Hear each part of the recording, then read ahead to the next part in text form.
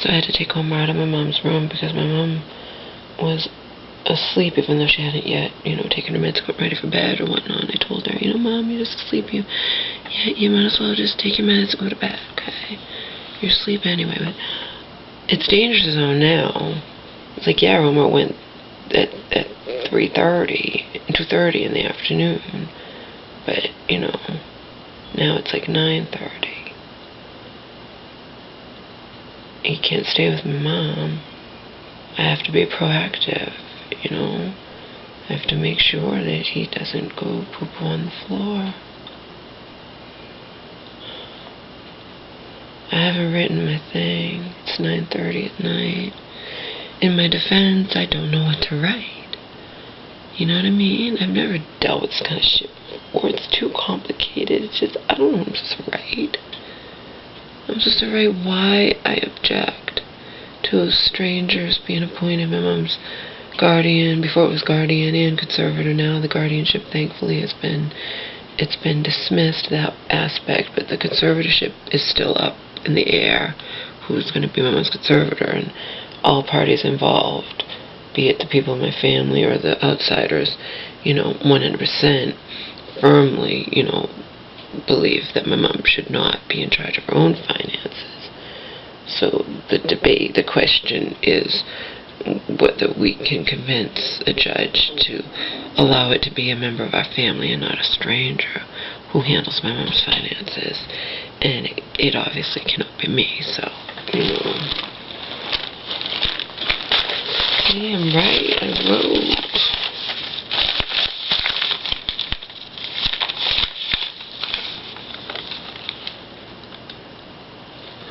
And wrote stuff, I can write endlessly. I just don't know what's appropriate for me to put, and what to leave out, and it has to be a condensed thing.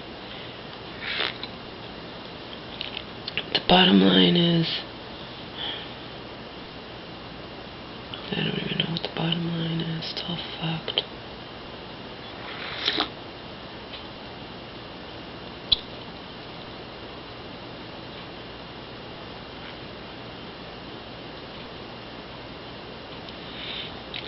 Bottom line is, and I know this for a fact in a lot of ways, my mom was confused, I was confused, my mom was conflicted, and then my cousin just gets to go on with her life while we're left here picking up all the pieces, But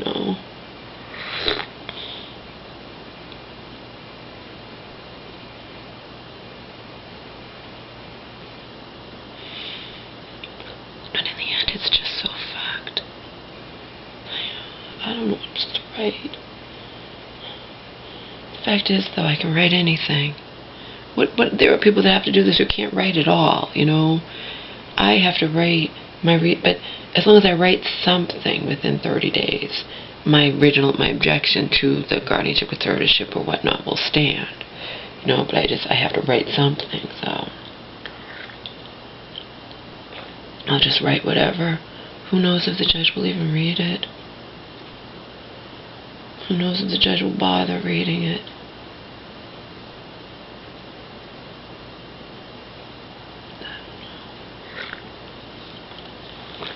All I know is upsetting me. I'm going to be more upset tomorrow. Because tomorrow I told my mom, you got to call the office manager and find out either way what happened, even if she just says whatever, And if she gives you a hard time about me, you just say she was here for the winter, she's looking for a new place to stay, whatever, None of this was, all along. I mean, I can tell a therapist that, and I can say it with a clear conscience. I don't understand any of this that happened. Any of it. It's just all fucked. It's all fucked.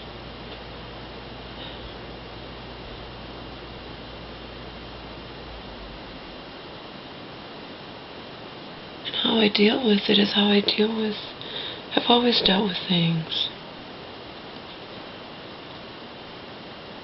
Denial or just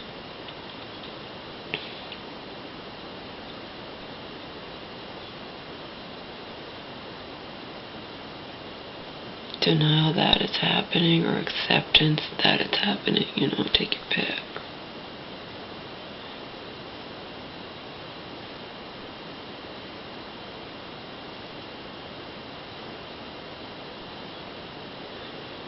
It's just producing constant anxiety in me, but I'm still way, way better off than I was when I was living with Donald and his mom and just walking on eggshells constantly.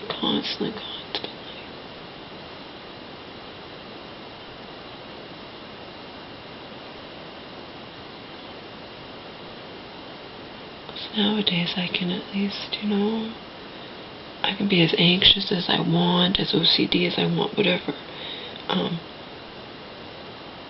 But I'm not being held accountable. I'm not I don't have to account to anybody. My mom pretty much leaves me be and I leave her be. I might point out things like, Mom, you're lying on your bed with your boots on. It's 9:30 going on 10. Why don't you go to bed instead of just lying there? And you haven't taken your meds. Once you take your meds, you're going to be even sleepier because part of your meds is a sleeping pill. So why don't you just get ready for bed and go to bed,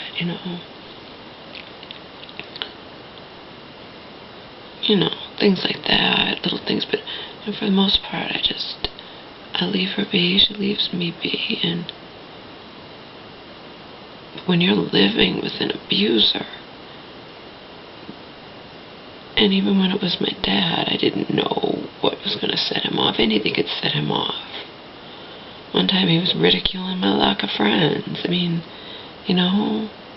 doesn't have to be anything I specifically do to him. And the same with Donald. So they're two peas in a pod, my father and Donald.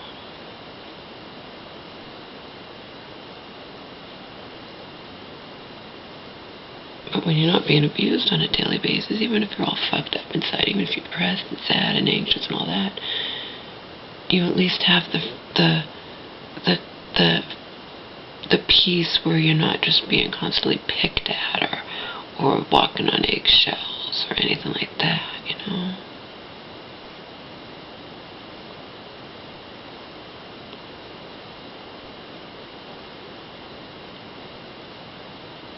Because that adds insult to injury.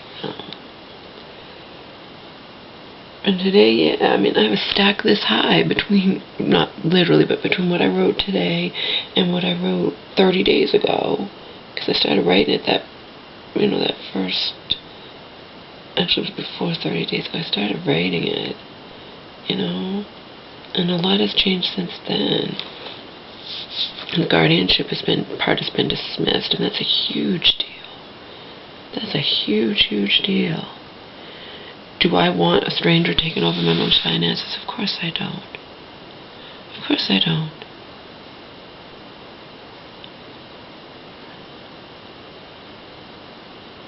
They charge a lot, and I don't trust them at all, and no.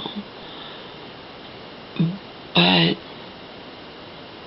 it was a hell of a lot worse when it was the thing with with my mom. They wanted to throw her in a nursing home, lock her away, throw away the keys of all her finances, and leave her there to rot, sell her house, and yada yada whatever. And I have that in writing, so no one could deny that was their plan.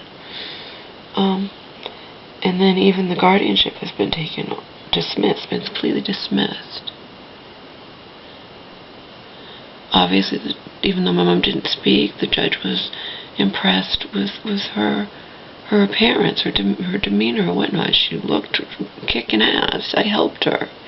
She looked kick-ass. Between the outfits she and Auntie had picked out, many, many weeks before the court date, and whatnot. Apparently she didn't speak at all, but she certainly looks like somebody who belongs in a fucking nursing home, okay? And with everything the lawyer must have said or whatnot, it was decided that she didn't need a guardian either. So now it's just a question whether it will be somebody other than me and my family who will be my mother's conservator, permanent conservator, or whether it will be a stranger.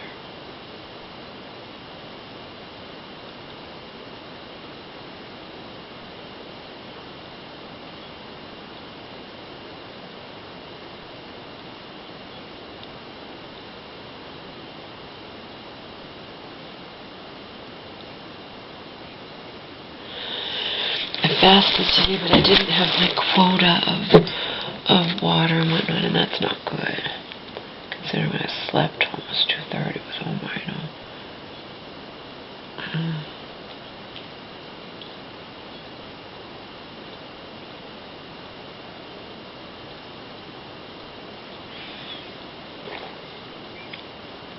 When you choose to fast, it's very important that you actually drink the liquids that will, you know, remove the toxins from your body, because they'll come out in your pee-pee and your poo-poo, you know.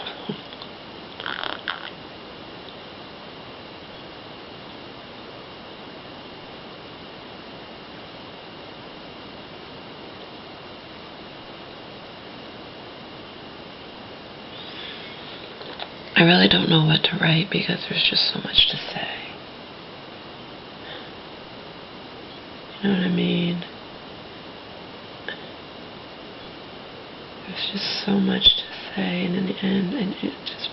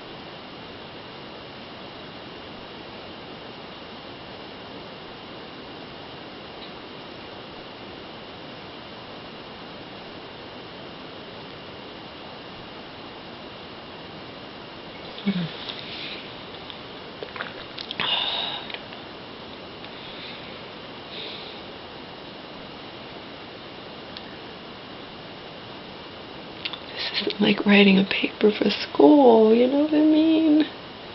With that, you have a set thing you're supposed to write about, or, you know, this is not the same. I don't know what the fuck I'm supposed to write. A month ago, Auntie said you just write about your life. You start off, you know, I'm like, I don't know what to... My name is Laura P. I am 46 years old. I graduated cum laude from X college. You know, I have a BA in English. My mother was diagnosed with paranoid schizophrenia when I was 10. I grew up in an extremely dysfunctional childhood.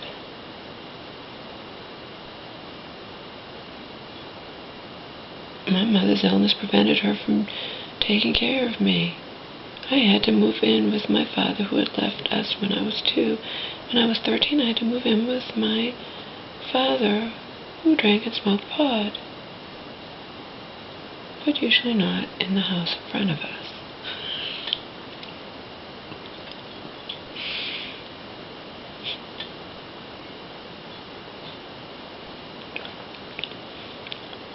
I managed to make it to college. I got out of college and didn't know what to do with myself. My mother was living with her crazy third husband at the time I moved in with them. My mother eventually tried to seriously harm and may have killed me if she had succeeded when I was 23. I won't say all this, of course.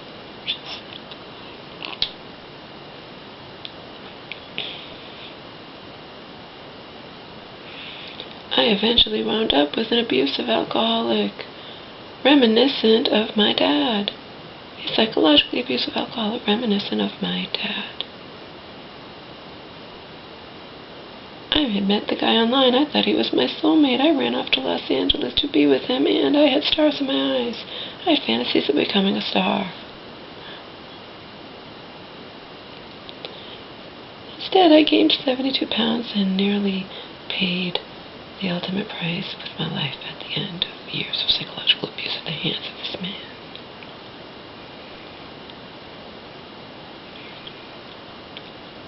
He nearly killed me in 2008. I didn't call the cops. I didn't want to ruin his life. 4 months later, my mom had her first breakdown. She hadn't had a breakdown in over 10 years. My mom may have been diagnosed with paranoid schizophrenia when I was 10, but she worked at the same company for 22 years.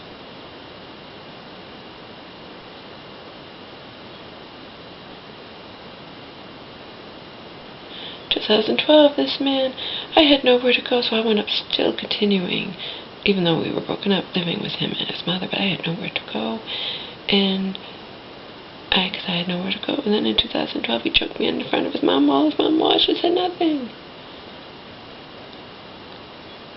Most of the conflict was over how Omar, the dog, the pug dog, should, how his upbringing, his care and upbringing.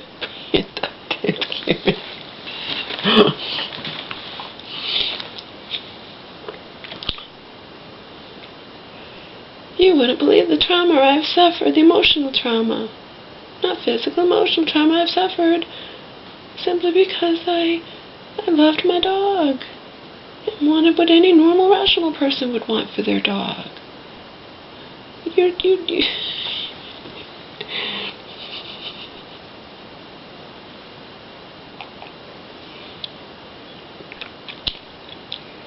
After this man choked me, I ran off. I called the police on him, but he didn't know it. And then the next day, I grabbed my dog and I ran, but we had nowhere to go. And this subsequently nearly died a million times over and lived in the streets for 7 days. And then I found us both sheltered but separate, and I didn't think I'd ever see him again. And then my mom saved the day. She invited me to come live with her, but she lived in a place where I was not allowed to live. So she took Omar. I wound up in a shelter for 6.5 months. I dotted all my I's, crossed all my T's, got a proof of Social Security disability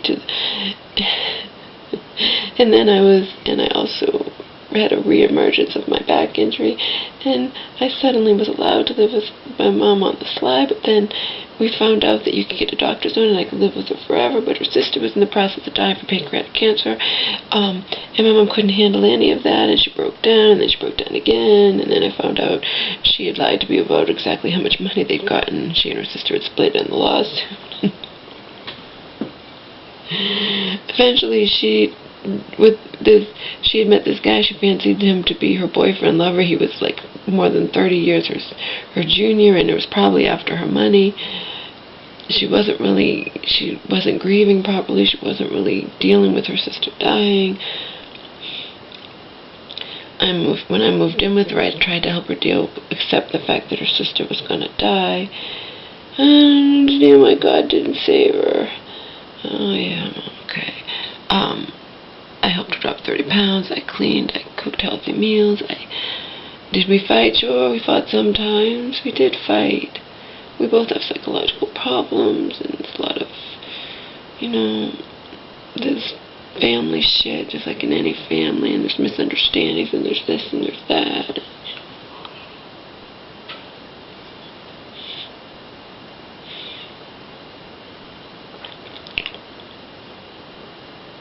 She wound up committed for over 3 months. Just a few months after her sister died, I moved out. I got fucked over by my